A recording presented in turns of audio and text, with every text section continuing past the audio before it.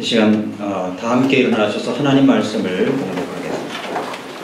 누가복음 12장 13절부터 21절까지입니다. 누가복음 12장 13절부터 21절, 12장 13절부터 21절까지 제가 공독하겠습니다. 개인적으로 제 성경은 함정역 성경입니다. 무리 중에 한 사람이 그분께 이르되 선생님이여 내 형제에게 말씀하사 그가 나와 상속재산을 나누게 하소서 하니 그분께서 그에게 이르시되 사람아 누가 나를 너희의 재판관이나 나누는 자로 삼았느냐 하시고 그들에게 이르시되 탐욕을 주의하고 조심하라. 사람의 생명이 그의 풍부한 소유물에 있지 아니하니라 하시니라.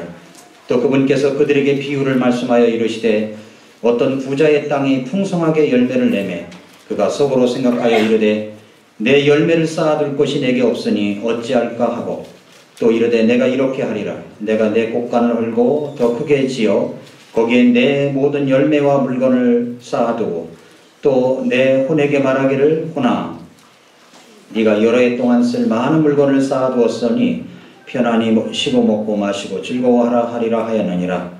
그러나 하나님께서 그에게 이르시되 너 어리석은 자여 이 밤에 네게서 네 혼을 요구하리니 그러면 네가 예비한 그것들이 누구의 것이 되겠느냐 하셨으니 자기를 위하여 보물을 쌓아두고 하나님께 대해 부여하지 못한 자는 이와 같으니라 하시니라. 네. 기도하겠습니다. 하나님 아버지, 오늘 이 저녁에 우리 목회자 친교회지만 특별히 이 교회적으로 구령 전도 집회로 이 밤을 주님 앞에 드립니다.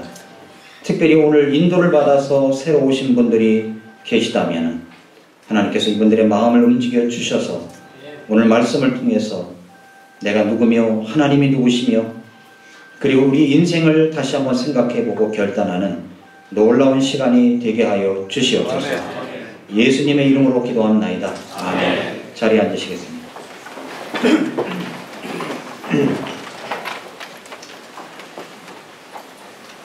오늘 제물포 성서 침례교회에서 우리 침교회 기간에 제가 마지막 날 말씀을 전할 특권을 주신 하나님께 감사를 드립니다.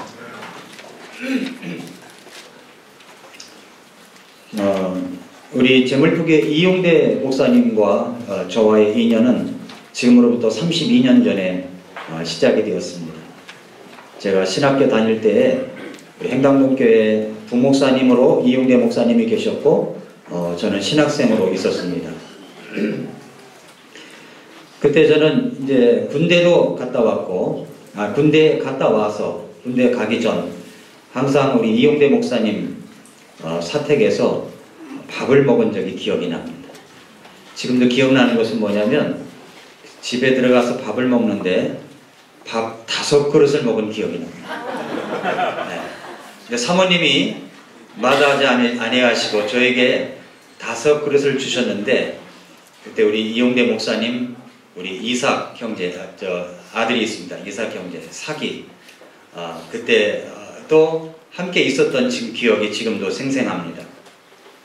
늘 우리 이용대 목사님과 사모님을 생각하면 나에게 밥 5그릇을 주신 분 이렇게 기억이 나서 이 5그릇의 은혜를 어떻게 갚는가 이런 생각을 갖곤 합니다.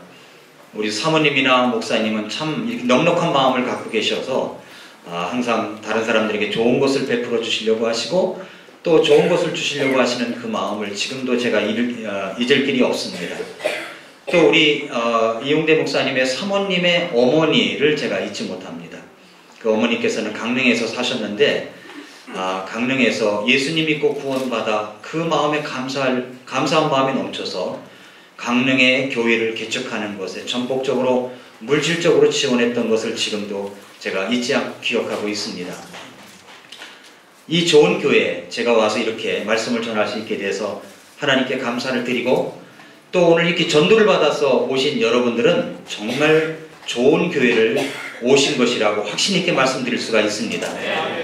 왜냐하면 이 세상에 많은 교회가 있지만 이 좋은 교회를 찾는 것이 그리 쉽지 않습니다.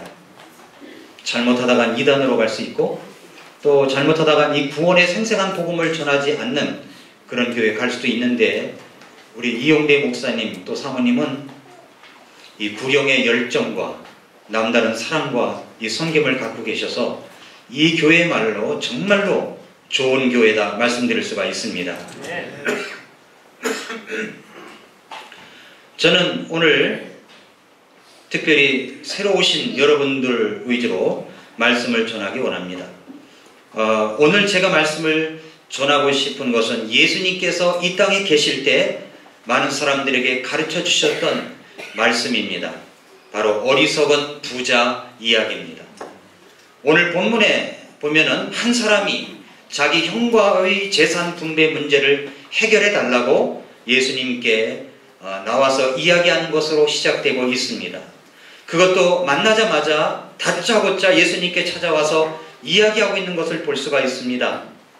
무리 중에 한 사람이 그분께 이르되 선생님이여 내 형제에게 말씀하사 그가 나와 상속재산을 나누게 하소서 하니 그때나 지금이나 이 상속을 받는 재산에 대해서는 형제들과의 싸움과 전쟁이 계속 쉬지 않고 있구나 그런 생각을 갖게 됩니다.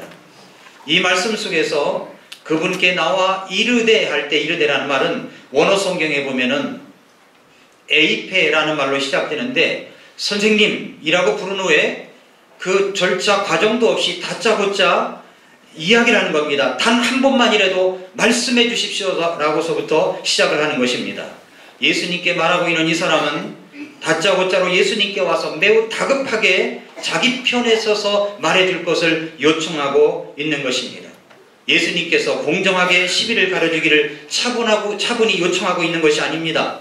무작정 자기 형으로 하여금 그 재산을 자신에게 주도록 말해달라고 대뜸 요구하고 있는 것입니다. 왜 예수님께 그 말씀을 이 사람이 나와서 이야기하고 있는 것입니까? 그것은 예수님이 그 당시에 하나님 말씀을 가르치고 사람들을 살리고 병든 자를 고치면서 사회적 명성이 있다고 생각하니까 그런 분이 한 말씀이라도 하신다면 여론이 형성되고 자기 형도 말을 듣지 않을 수 없는 입장에 되어서 자신에게 이 부모님의 상속 유산을 자기에게 주겠구나 이렇게 생각되었던 것 같습니다. 그 당시에 모세의 율법에 의하면 재산의 상속은 장자에게 우선권이 있었습니다. 장자에게는 3분의 1을, 차자에게는 3분의 1을 갖도록 규정하고 있었습니다. 아마 그때 당시에는 정말 잘 정했다고 생각이 됩니다. 근데 지금은 어떻습니까? 지금은 다 1대1입니다. 남자나 여자나 형이나 동생이나 다 1대1입니다. 저는 장자로서 좀 유감이 있지만 그때 당시에는 장자에게는 3분의 1을 그렇게 갖도록 되어 있었습니다. 아마도 그런 규정을 무시했는지 아니면 이 형이 더 많이 차지하려고 했는지 그건 잘 모르겠지만 지금 대중들에게 인정받고 있는 예수님을 통해서 예수님을 자기 편으로 만들고 싶은 마음 때문에 이 문제 해결을 요구하고 있는 것입니다. 왜 자기에게 유리하게 이야기를 해달라고 하는 것입니까? 왜 자신에게 더 많은 것을 받아내려고 하는 그런 이유가 있습니까? 그것은 자기가 자기에게 그 많은 것을 가져서 누리고 싶은 욕심 때문이라고 볼 수가 있습니다. 어쩌면 이 사람은 예수님이 하신 일의 중요성과 소중성을 생각하기보다는 자기의 이익과 직결된 것으로 예수님을 끌어들이고 싶은 마음뿐이라는 것을 생각해 봅니다. 이 말씀에 예수님은 어떻게 말씀하셨습니까? 14절 말씀해 보니까 그분께서 그에게 이르시되 사람아 누가 나를 너희의 재판관이나 나누는 자로 삼았느냐 하시고 예수님께서 그 사람을 가르쳐서 뭐라냐면 사람아 이 사람아 개혁성경에 그렇게 나오죠. 이 사람아 라고 얘기합니다. 여기 이 사람아 라는 말은 이것은 안드로포스의 혹격으로 어떤 뜻이냐면은 다른 사람을 책망하는 어투로 이야기하는 겁니다. 다른 사람을 책망하는 어투로. 부부간에 대화할 때 남편이 아내를 무시하고 싶은 말을 할 때 뭐라고 얘기합니까? 이 사람이 왜 그래? 그렇게 이야기하잖아요. 그게 그런 어투입니다. 그러니까 이 사람이 이 사람아 할 때 그 사람을 책망하는 어투로 이야기하는 것입니다. 바로 이 사람이 물질적 탐욕으로 가득 찬 육적인 사람임을 먼저 보여주시고 있는 것입니다. 이 사람은 예수님을 어떤 분으로 대하고 있는 것입니까? 예수님은 그 사람이 예수님 자신을 어떤 문제의 시비를 가리는 사람이나 그것을 물건을 나누게 도와주는 분으로 생각하고 있었다고 예수님은 생각하시고 계신 것입니다. 예수님께서 겨우 재산분배에 대해서 시비를 가리거나 판단해주는 사람으로 여겼던 이 사람은 얼마나 어리석은 사람인가를 생각해 볼 수가 있습니다. 그러면서 15절에 예수님께서 말씀하십니다. 그들에게 이르시되 탐욕을 주의하고 조심하라. 사람의 생명이 그의 풍부한 소유물에 있지 아니하니라 하시니라. 주님은 그것을 탐욕으로 보셨습니다. 재산 가지고 물질 가지고 그것을 풍부하게 만들려고 하는 것을 보시고 예수님께서는 그것을 사람의 생명과 비교하여 말씀하시고 계신 것입니다. 사람의 생명이 그의 풍부한 소유물에 있지 아니하다고 말씀하고 있습니다. 탐욕을 주의하고 조심하거라. 그렇다면 여기서 말씀하고는 이 탐심, 탐욕이라는 것이 무슨 말입니까? 이 탐욕은 자기의 분에 넘치도록 더 많이 가지려고 하는 욕심을 이야기하고 있습니다. 사람들은 자신 속에 있는 탐욕 때문에 자신의 분수에 넘치도록 더 많이 가지려고 하는 욕심 때문에 정말 진짜 중요한 생명의 문제를, 영적인 소중함을 잃어버리고 있습니다. 원래 생명이라는 말에는 두 가지 뜻이 있습니다. 하나는 우리가 이 세상에 태어날 때부터 받는 생명, 이 자연적이고 생물학적인 생명을 가리켜서 우리의 목숨을 이야기하죠. 비오스, 헬라어로 비오스라고 이야기를 합니다. 또 다른 생명이라는 말은 조에라는 말로써 그것은 하나님께로부터 온 영적인 생명을 이야기합니다. 영원한 생명을 이야기하고 있습니다. 여기 예수님께서 사람의 생명이 그의 풍부한 소유물에 있지 않다라고 하실 때 그 생명이라는 말은 조에, 영적인 생명을 가리키고 있는 것입니다. 여러분 여기 사람의 생명이라고 하는 것은 육체적인 생명을 이야기하는 게 아닙니다. 영원한 생명이 있다는 것입니다. 근데 우리는 살아가면서 무엇을 생각합니까? 육체적인 생명만 있는 줄로 생각합니다. 이 세상 살다가 가면 끝나지 이렇게 생각하고 있습니다. 거듭난 생명이 있다는 것입니다. 이 거듭난 영원한 생명이 그가 가진 재산이 많고 적음에 달려있지 않다고 예수님께서 지금 말씀하시고 있는 것입니다.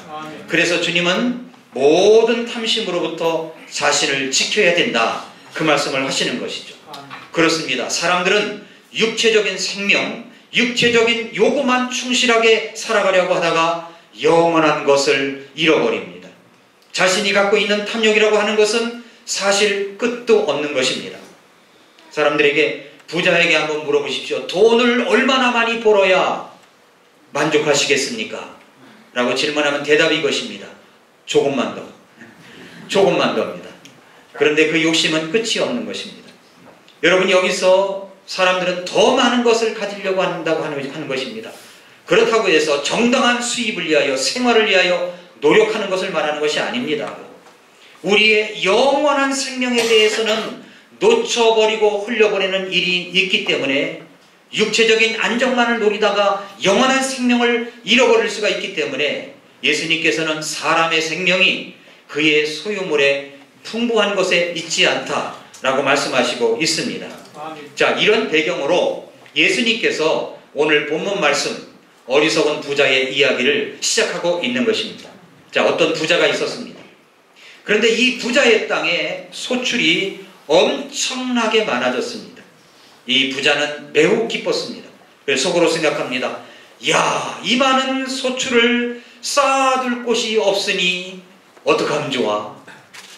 내가 이렇게 해야 되겠구나. 내가 내 곳간을 헐고 더 크게 지어가지고 거기에 내 모든 열매와 물건을 쌓아두리라.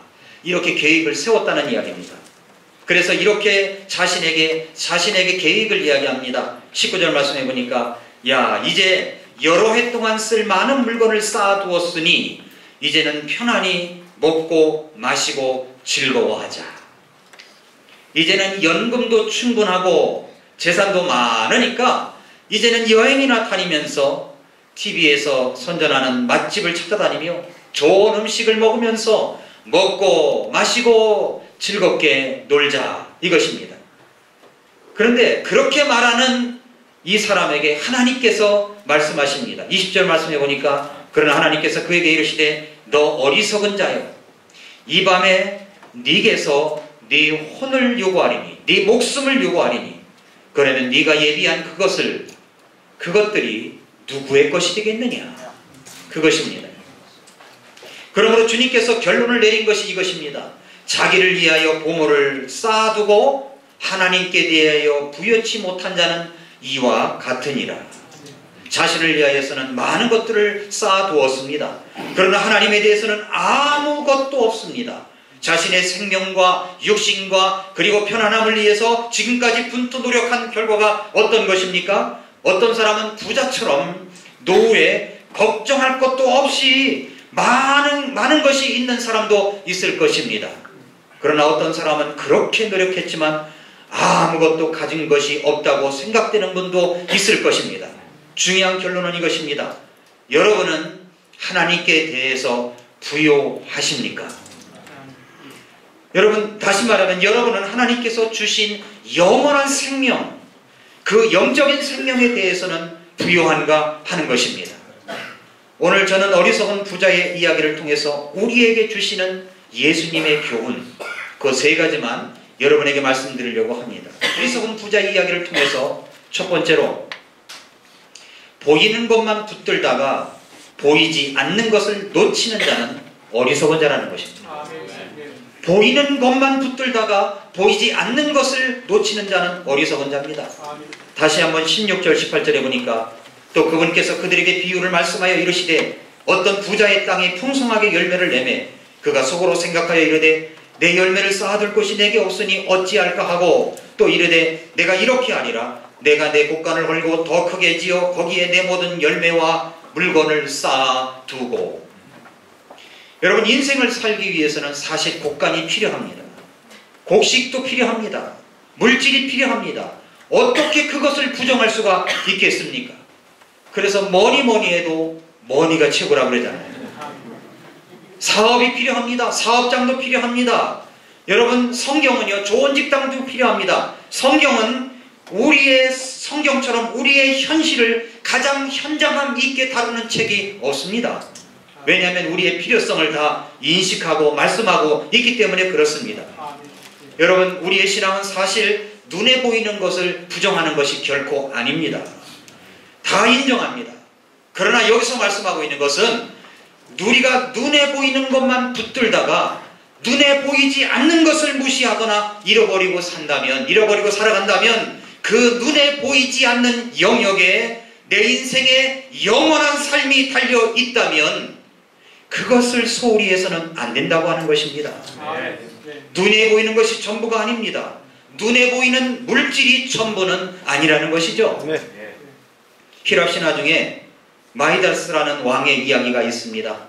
이 마이다스 왕은 디오니소스의 스승이며 양부인 실레노스를 잘 보살펴준 감사로 디오노소스라고 하는 신으로부터 선물을 받게 됩니다. 디오노소스가 이 마이다스 왕에게 원하는 것이 무엇이냐라고 물어봤어요. 그랬더니 이 마이다스 왕이 뭐라냐면은 이 마이다스 왕은 평소에 이 황금의 눈이 멀었던 사람입니다. 황금의 눈이 멀었던 사람이에요. 그래서 무엇이든 잡는 대로 황금으로 변하게 해달라고 그렇게 소원을 요청했습니다. 그랬더니 이 신이 그것을 허락해 주었습니다. 물컵을 들었습니다. 뭘로 변했어요? 황금으로 변했습니다. 이게 꽤 무겁습니다. 금한돈이 요즘 얼마입니까? 이거 갖다 내다 팔면은 상당한 금이 됩니다. 그렇죠? 예. 어떤 물건인지 집는 대로 황금으로 변하기 시작합니다. 아침부터 저녁까지 하루 종일 이 물건 집었다 저 물건 집었다 닥치는 대로 변하는 모습을 보니까 이 마이다스 왕은 너무너무 기뻤습니다. 저녁때가 되었습니다. 음식을 먹으려고 수저를 딱 잡는 순간 이게 황금으로 변했습니다. 음식을 딱 집는 순간 이것도 황금으로 변했습니다. 그런데 이제 더 이상 음식을 먹을 수가 없었습니다. 그런데 조금 있다가 사랑하는 딸이 찾아와서 아빠 하면서 안기는 순간 이 딸조차도 황금으로 변하게 되었습니다. 이 모든 자기의 이상대로 모든 세계가 황금으로 되었지만 그 황금의 한복판에서 그는 절망하기 시작합니다. 그리고 그는 이렇게 부르짖습니다. 내가 원한 것은 황금이 아닙니다. 나의 딸 메리의 목숨을 돌려주십시오. 내가 원한 것은 황금이 아닙니다. 한 모금의 물입니다. 내가 원한 것은 황금이 아닙니다. 지나간 시절 친구들과의 우정을 돌려주십시오. 이 낯선 왕 마이다스의 부르짖음을 통해서 어쩌면 오늘 이 시대를 살고 있는 저와 여러분의 모습을 발견할 수가 있지 않습니까? 눈에 보이는 것만 다가 아닙니다. 눈에 보이지 않는 것의 소중성은 얼마나 귀한지 모릅니다. 네. 여러분과 저는 황금을 만드는 기계가 아닙니다. 하나님 앞에서 내 삶에 대한 정직한 통찰이 없이 보이는 것에만 치중한다면 어느 날 저와 여러분은 황금을 만드는 기계로 전락하고 말 것입니다. 아니, 황금도 제대로 만들지 못하는 기계일지도 모릅니다. 그렇게 삶의 의미를 상실해버린 채 살아가는 그 절망을 여러분은 아십니까? 우리는 예수님이 이 비유 속에서 이야기했던 말씀을 기억해야 됩니다. 어리석은 자여. 두 번째로 예수님께서 여기서 가르쳐 주시려고 하는 교훈이 뭐냐면 영원하지 못할 것을 붙들다가 영원한 것을 놓치는 자는 어리석은 자라는 것입니다. 영원하지 못할 것을 붙들다가 영원한 것을 놓쳐버리는 자는 어리석은 자입니다. 오늘 18절부터 20절에 보니까 어떤 말씀이 반복되는가 여러분 한번 보시기 바랍니다. 18절부터 20절에 보니까 또 이르되 내가 이렇게 하리라. 내가 내 곳간을 헐고 더 크게 지어 거기에 내 모든 열매와 물건을 쌓아두고 또 내 혼에게 말하기를 보나 내가 여러 해 동안 쓸 많은 물건을 쌓아두었으니 편안히 쉬고 먹고 마시고 즐거워하라 하리라 하였느니라. 자, 여기 이 부자의 독백이 뭡니까? 내가 이렇게 하리라. 내가 내 곳간을 헐고 내 모든 열매와 물건을 많이 쌓아두고 내 혼에게 말하기를 내가 여러 해 동안 쓸 많은 물건을 쌓아뒀으니 편안히 쉬고 먹고 마시고 즐거워하자. 내가 이 짤막한 부자의 독백 속에서 그의 관심, 그의 생각, 그의 의식을 무엇이 지배하는가, 가장 중요한 단어가 무엇인가를 알 수가 있습니다. 무슨 말이 가장 많이 등장합니까? 나라는 단어입니다. 나. 자기밖에 없었습니다. 내 곳간, 내 곡식, 내 창고, 내 열매, 내 영혼. 그러나 그 모든 것이 정말 여러분의 것이라고 생각하십니까? 아니, 여러분의 영혼조차도 여러분의 것이라고 생각하셨습니까? 그렇다면 그것은 착각하신 것입니다. 이 부자는 영원하지 못할 것에 자신의 모든 것을 걸었습니다. 자신의 곳간도, 자신의 열매도, 심지어 자신의 영혼까지도 그것은 영원한 것처럼 생각했던 것입니다. 심지어 자신의 영혼까지도 그것이 영원할 것처럼 생각했던 거죠. 그러나 사실 그것은 영원하지 못한 것입니다. 그는 영원하지 못할 것을 붙드느라고 영원한 것을 놓치고 있었어요. 주님은 이분을 향하여 뭐라고 말씀하셨습니까? 너 어리석은 자여. 편안히 쉬고 먹고 마시고 할 수가 있다고요? 언제까지 그것이 가능하다고 여러분 생각하십니까? 인간은 한계가 있습니다. 이제는 그 모든 것이 멈출 날이 오게 된다는 것입니다. 저는 대처승의 아들로 태어났습니다. 저희 아버님이 스님이셨습니다. 그러니까 저희 아버님이 스님이셨을 때 저를 낳은 거예요. 그러니까 결혼하는 중이 있잖아요. 결혼하는 중. 그래서 제가 늘 생각하기를 우리 아버지는 사입이었다. 그렇게 늘 생각합니다만은, 네, 그러신 분이었어요. 지금도 어렸을 때 저희 아버님이 그 시주를 차고 나가셔서 이 꽹과리를 두드리면서 목탁을 두들기면서 시주하러 다니셨던 모습을 제가 생생하게 기억합니다. 그리고 이제 나중에 대처승을 접으시고 이제 직장 생활을 하실 때 집에서 있을 때 저희 아버님이 이 목탁을 두들기면서 뭐 그 연부를 외울 때면요, 연부를 한번 할 때면 그것이 그렇게 구수할 수가 없었어요. 제가 그렇게 성장을 했습니다. 제 이름은 절에 팔아넘겼고요, 절에 올렸고요, 그런 철저한 불교 집안에 자라났었습니다. 그러나 저희 아버님도 꿈이 있었고 저희 아버님도 뭔가 출세를 하고 싶었고 우리 아버님의 꿈이 아마도 편안히 쉬고 먹고 마시고 즐거워하자 이런 것이 꿈이었다고 생각이 됩니다. 그러나 그것이 마음대로 됩니까? 뜻대로 안 됩니다. 뜻대로 안 되니까 저희 아버님이 술로 세월을 보냅니다. 술로 세월을 보내다 보니까 중독이 되어버렸어요.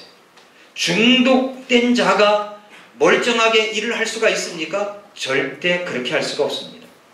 술 중독이 되신 분 얼굴을 보면요, 얼굴 양쪽이 이쪽이 붉습니다. 네, 잘 살펴보십시오. 집안에 여러분 혹시 그런 분 계시면 한번 살펴보시기 바랍니다. 이쪽이 붉어요. 아침에 일어나시면, 그래서 제 소주를 만들어낸 사람을 참 원망하고 그랬는데 이 소주를 한 대접 따라가지고 아침에 해장술로 드셔야만 지내는 분들이 있습니다. 저희 아버님이 그런 분이었어요. 알코올 중독자의 자녀들이 얼마나 상처를 가지고 여러분 성장을 하는지 아십니까? 그걸 제가 너무나 잘 압니다. 저희 아버님이 제대로 가족을 부양하지 못하니까 어머니가 생활을 하셨어요. 아버님은 술을 드시고 나가십니다. 막걸리라는 막걸리는 차 드시고 또 소주도 드시고 섞어서 드시고 뭐 이러면서 이제 세월을 보내신 거예요. 어느 날은 누가 아버지가 저 길거리 산고리에 쓰러져 계시다고 가보면은 술에 취하셔가지고서 일어나지도 못하고 그렇게 계셨습니다. 그러면 제가 어린 학생이었기 때문에 아버님을 어떻게 모시고 올 수가 없었어요.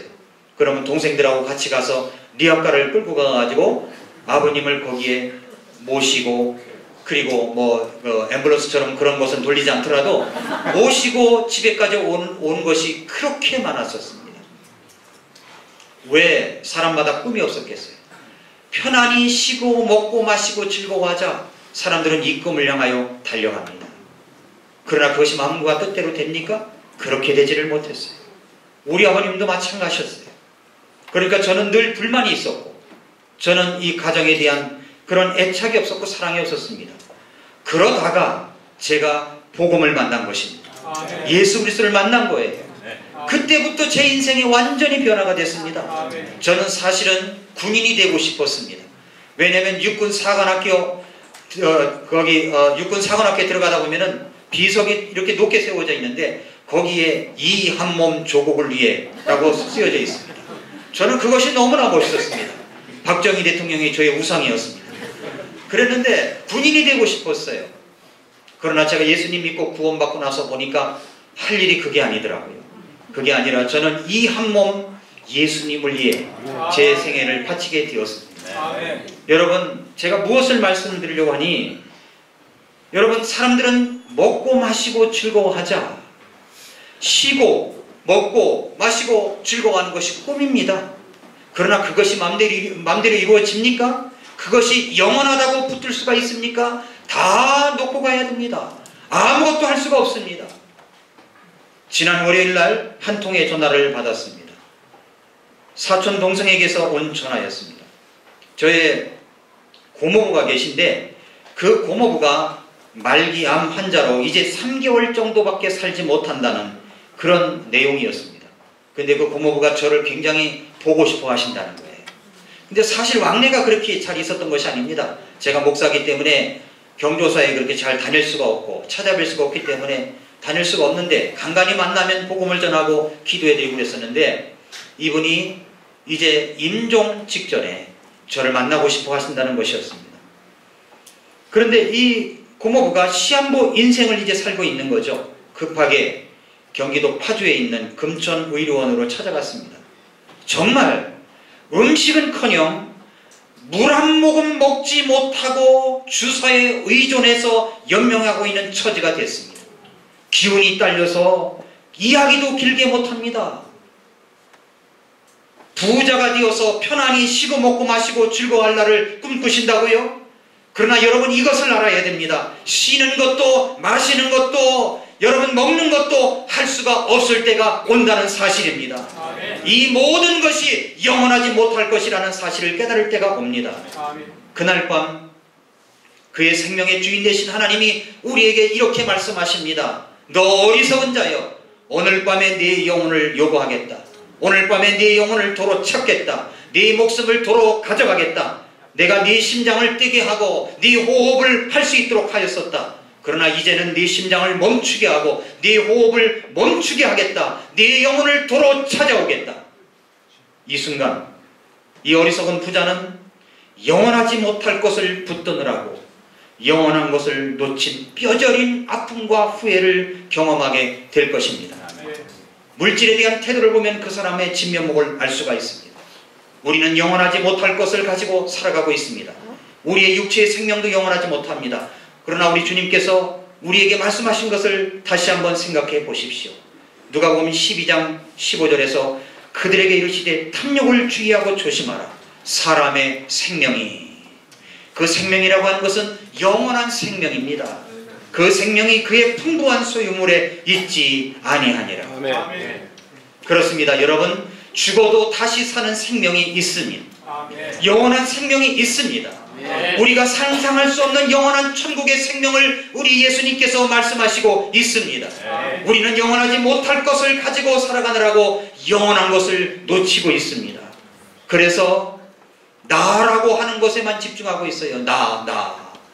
여러분의 영혼이 여러분의 것입니까? 여러분의 영혼을 거두어 가실 때가 있습니다. 여러분의 영혼을 거두어 가시는 날 여러분은 모든 것을 놓고 그만두어야 됩니다. 여러분의 곳간도, 여러분의 사업도, 여러분의 가족도, 여러분이 가장 아끼시는 것까지 전부 다 이제 놓아야 됩니다. 영원하지 못할 것을 붙들고 있었던 나의 손은 그만두어야 됩니다. 여러분이 반드시 알아야 될 것은 여러분의 영혼은 끝날 때가 있다는 것입니다. 그리고 여러분은 하나님 앞에 가서 서야 합니다. 죽으면 모든 것이 끝나게 된다고요? 다 그렇게 믿고 싶죠. 그러나 여러분, 그것이 아닙니다. 성경은 말씀합니다. 히브리서 9장 27절에서 한 번 죽는 것은 사람들에게 정하신 것이요, 그 뒤에는 심판이 있다고 말씀합니다. 무슨 심판입니까? 성경은 그 심판을 여러분에 대한 심판이라고, 여러분에 대한 심판이라고 말씀하고 있습니다. 여러분의 무엇을 심판하신다고 말씀하시는 것입니까? 너 어리석은 자여, 오늘 밤에 네 영혼을 도로 찾으리며. 그것은 바로 죄에 대한 심판입니다. 여러분이 살아오면서 지은 죄에 대한 심판, 그것이 그냥 묻어둘 것이라고 생각하셨습니까? 아닙니다. 하나님은 여러분이 뿌린 그 죄에 대해서 반드시 심판하신다는 것입니다. 성경은 죄에 대해서 말씀하셨습니다. 로마서 1장 29절부터 32절에 보면은 우리들이 짓는 죄의 목록에 대해서 열거하신 내용이 나옵니다. 그들은 곧 모든 불의와 음행과 사악함과 탐욕과 악의로 가득하며 시기와 살인과, 여기 살인은 남을 죽여야 살인이지만 성경은 남을 미워해도 살인이라고 그랬습니다.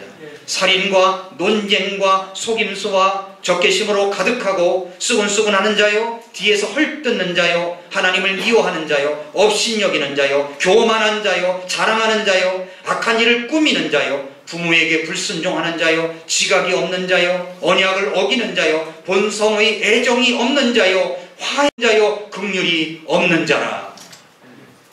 여기 23가지의 죄악이 등장합니다. 그래서 또 성경은 말씀하시기를 그들이 이런 일을 행하는 자들은 죽어야 마땅하다는 하나님의 심판을 알고도 같은 일을 행할 뿐 아니라 그런 일을 행하는 자들을 기뻐하느니라. 오늘 밤에 여러분의 영혼을 도로 찾으셔서 죄에 대한 심판을 하시겠다고 하는 것입니다. 그런데 여러분, 죄 중에 가장 큰 죄가 무엇인지 아십니까? 그것은 여러분이 하나님을 받아들이지 않고 하나님을 멀리하고 하나님을 미워하고 하나님을 믿지 않는 죄입니다. 성경은 이렇게 말씀하셨습니다. 요한복음 16장 9절에서 죄에 대하여 하면 그들이 나를 믿지 아니함이요. 하나님을 믿지 않는 죄가 가장 큰 죄입니다. 내 삶에만 집중하다가 영원하지 못할 것에 대해서 집중하다가 정작 영원한 것에 대하여 놓치고 있는 것입니다. 영원하지 못한 것을 붙들고 있으려다가 영원한 것을 놓치는 자는 어리석은 자입니다. 그 어리석음은 가장 비참한 심판 속에 서게 만들 것입니다. 요한계시록 21장 8절에서 그러나 두려워하는 자들과 믿지 않는 자들과 가증한 자들과 살인자들과 음행을 일삼는 자들과 마법사들과 우상숭배자들과 모든 거짓말쟁이들은 불과 유황으로 타는 호수에서 자기 몫을 받으리니 이것은 둘째 사망이니라. 이 둘째 사망이 무엇입니까? 그것은 지옥불이라고 이야기를 합니다.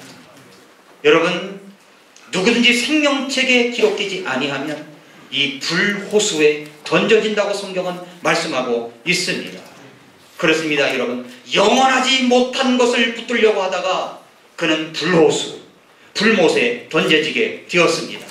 자기 몫을 받아서 그렇습니다. 자기 죄에 대한 심판의 몫을 받아 지옥에 가는 것입니다.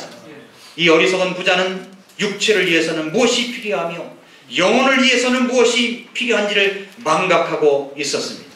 주님은 말씀하셨습니다. 너 어리석은 자요, 오늘 밤에 네 영혼을 도로 요구하려니 그러면 네가 쌓아놓은 것이, 예비한 것이 누구 것이 되겠느냐. 어리석은 자죠. 마지막으로 어떤 자가 어리석은 자입니까? 자기에 대하여는 재물을 쌓아두고 하나님께 대하여 부여치 못한 자는 어리석은 자입니다. 오늘 21절 말씀에 그 말씀입니다. 부자는 곡식과 물건을 쌓기 위해 새로운 곡간을 지어야 할 만큼 많은 것을 소유하였다고 여기서 말씀하고 있습니다. 그래서 자신에 대하여는 부요합니다. 부자입니다. 부족함이 없는 것 같습니다. 그러나 하나님께 대하여는 어떻습니까? 부여치 못하다고 말씀합니다. 자기를 위해서는 부요합니다. 자기를 위해 써야 한다고 생각했습니다. 그러나 하나님에 대해서는 부요한 것이 없습니다. 하나님과의 관계에 있어서는 아무런 연결점도 없다는 말씀입니다. 만약에 여러분이 오늘 여기 계신 분들 가운데 내가 만약에 지금 죽는다면, 오늘 밤 이 세상을 떠난다면 여러분은 하나님께 갈 수 있는 확신이 있으십니까? 내가 정말 천국에 갈 수 있는 확신이 있느냐 하는 것입니다. 그렇다면, 여러분이 그렇다고 대답을 한다면 여러분은 진정한 의미에서 부요한 사람들입니다. 하나님에 대하여 부요한 자입니다. 그러나 여러분, 영원한 것을 위하여 영원하지 못한 것들을 놓을 줄 아는 사람이 정말로 부요한 사람입니다. 일시적으로 나에게 주어진 것을 가지고, 일시적으로 주신 나의 물질을 가지고, 나의 재능을 가지고, 나의 시간들을 가지고 교회를 섬기고 사람들을 섬기고 그들을 위하여 시간을 쓰고 물질을 쓰고 나의 재능을 사용하고 있다면 그분들은 정말 하나님에 대하여 부유한 자라고 할 수가 있습니다. 저희 아버님은 이 땅에 계시다가 영원한 것을 붙들려고, 영원하지 못한 것을 붙들려고 하다가 영원한 것을 놓쳐버릴 뻔했는데, 제가 먼저 예수 그리스도를 영접하고 저희 아버님에게 예수님을 전해서 저희 아버님이 예수님을 구주로 영접을 하셨습니다. 그리고 오래전에 천국에 가셨습니다. 영원하지 못한 것을 붙들려고 했던 것을 후회하시고, 그리고 예수님을 마음속에 구주로 받아들인 것입니다.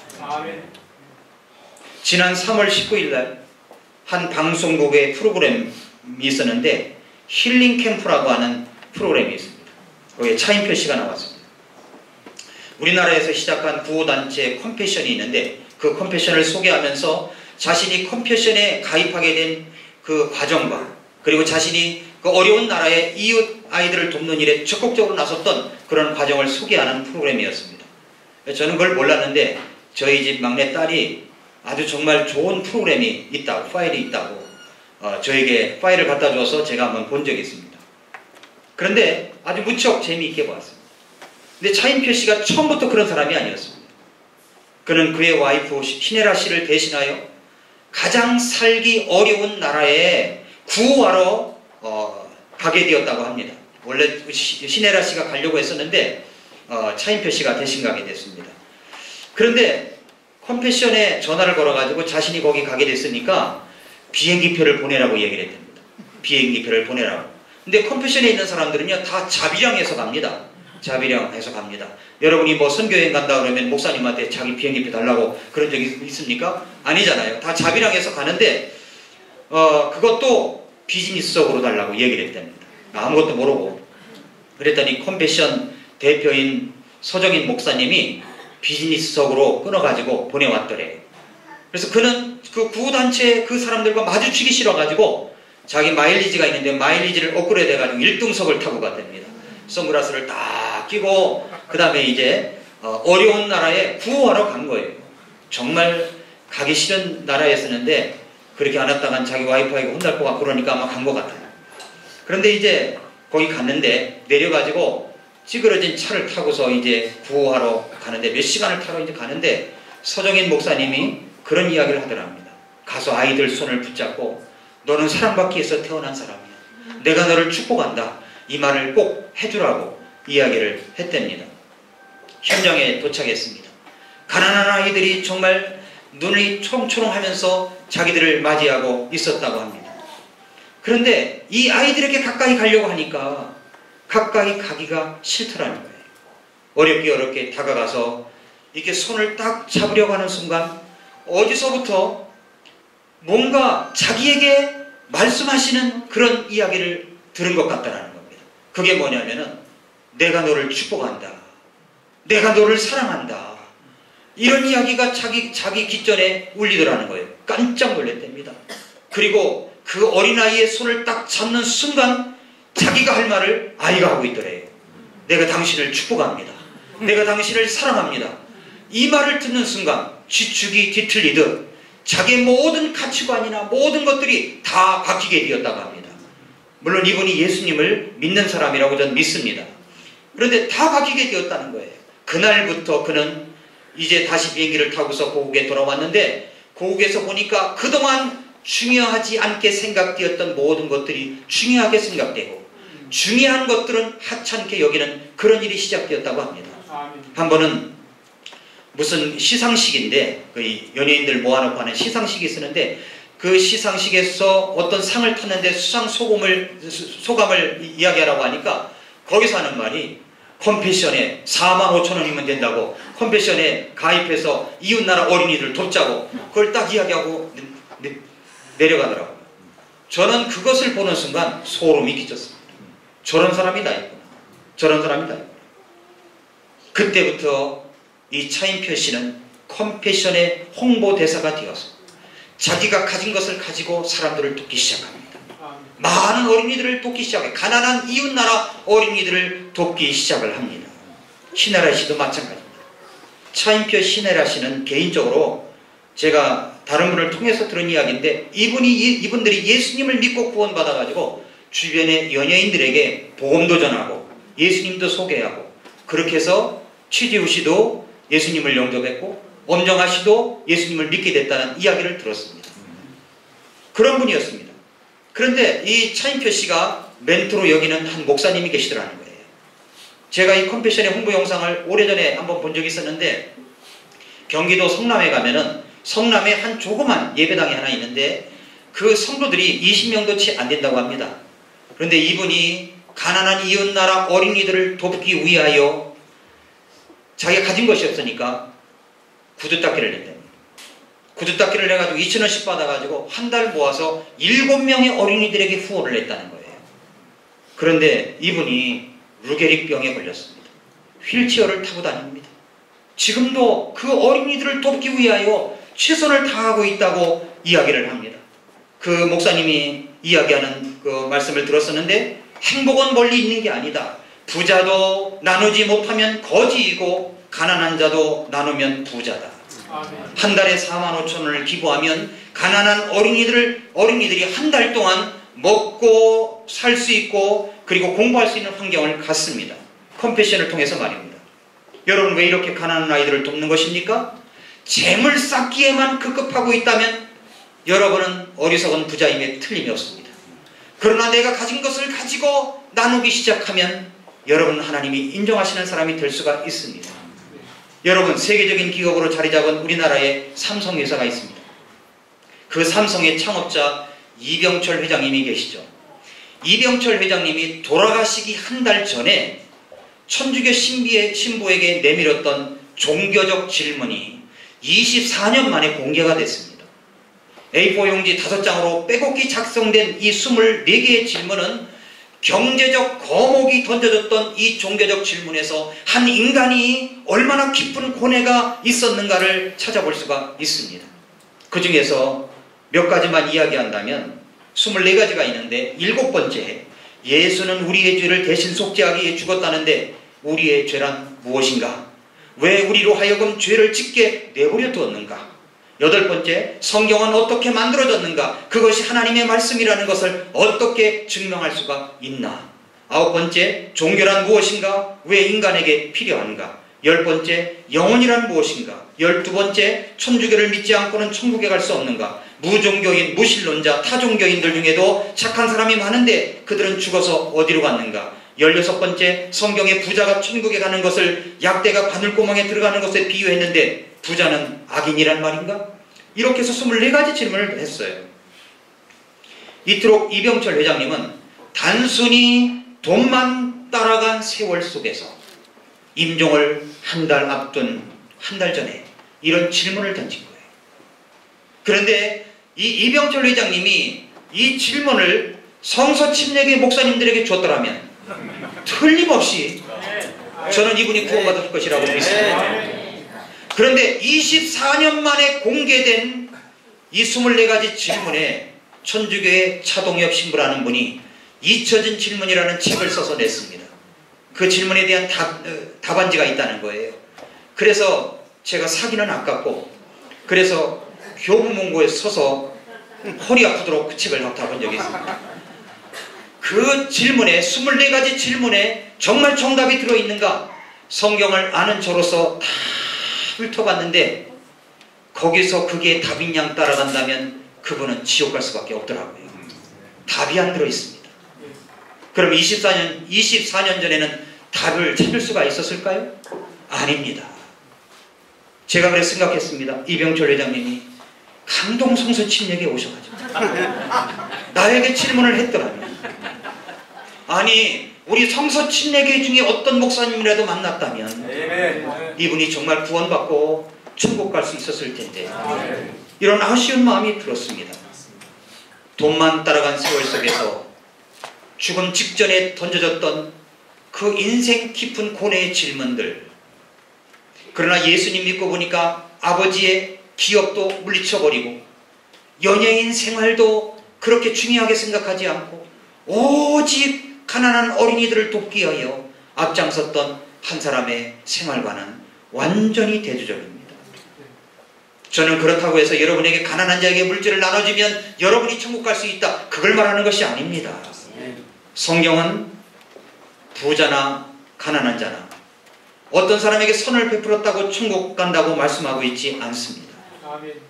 여러분은 어떠냐는 겁니다. 여러분은 정말 자신에게만 부유한 자로서 살아가려고 하십니까? 하나님께 대하여서는 부유한 자이십니까? 예수님은 이렇게 말씀하셨습니다. 그들에게 이르시되 탐욕을 주의하고 조심하라. 사람의 생명이 그의 풍부한 소유물에 있지 아니하니라. 여러분은 생명을 얻으셨습니까?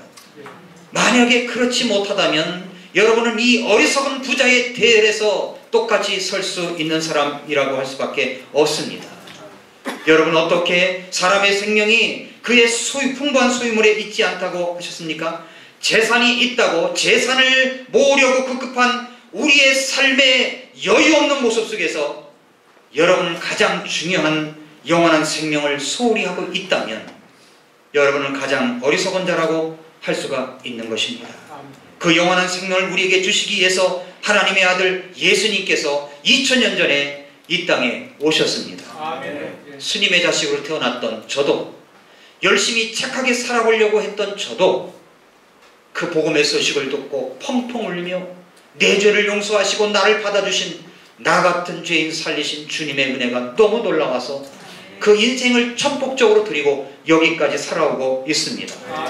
아니 아무 죄도 없던 예수님께서 우리 죄를 위해서 덮어쓰시고 십자가에서 못 박혀 피 흘려 죽으시고 3일 만에 부활하신 사건이 너무나 고맙고 감사해서 있는 시간 없는 시간 쪼개요 사람들에게 헌신하고 봉사하고 여러분에게 복음을 전하고 오늘 여기 처음 나오신 분이 계시다면 여러분을 여기까지 인도하게 된 것이라고 믿습니다. 음식은커녕 물 한 모금도 마시지 못하고 죽음의 날만 기다리고 있던 저의 고모부, 이분은 제가 병문안 갔던 날 제가 전한 복음, 예수님을 소개하는 복음을 듣고 자신의 죄를 회개하고 예수 그리스도를 자신의 구세주로 영접을 했습니다. 네. 영원한 날을 준비한 것입니다. 네. 마지막 기운을 내시면서 저에게 이 말씀을 하시더라고요. 조카 목사님 예언 좀 한번 해보게. 뭐냐 그랬더니 내가 얼마나 더 살 수 있겠나. 내가 얼마나 더 살 수 있겠나. 그래서 제가 그랬습니다. 고모부, 죽음이라는 것은요, 이쪽 방에서 저쪽 방으로 건너가야 되는데 문을 열고 가는 것과 똑같습니다. 이 문을 여는 자체가 죽음인 것입니다. 죽는 순간 영원한 세계로 옮겨지는데 고모부 마음속에 예수님을 구주로 확실히 영접했다면 고모부의 영혼은 천국에 가 있게 되는 것이고, 그렇지 못하다면 지옥에 가 있는 것입니다. 죽음은 두려워할 대상이 아닙니다. 영원한 천국으로 인도되는 것입니다. 말씀을 드렸더니 안심하는 그 얼굴을 지금도 잊을 수가 없습니다. 사랑하는 여러분, 여기 차인표 씨도 신혜라 씨도 구원받고 새 삶을 얻어서 표면적으로는 가난한 아이들에게 사랑을 나누어주고 있다는 것으로 알고 있지만 사실 그분들은 예수님을 믿고 구원받은 감격과 사랑 때문에 그 일을 하고 있는 것입니다. 당신이 부자이건 가난하건 여러분에게만 집중하고 재산만 모으려고 하는 삶에 집중하거나 재산에만 집중하고 있다면 여러분은 어리석은 자임에 틀림이 없습니다. 그러나 오늘 예수님께서 말씀하시는 그 영원한 생명, 내 죄를 용서받고 새로운 삶을 출발하고 싶은 간절한 마음이 있어서 주님께 내 마음을 보여드린다면 여러분은 더 이상 어리석은 자가 아닙니다. 오늘 예수님은 여러분의 마음을 녹화하고 계십니다. 왜 예수님을 마음의 구주로 영접하지 않으시겠습니까? 기도하겠습니다.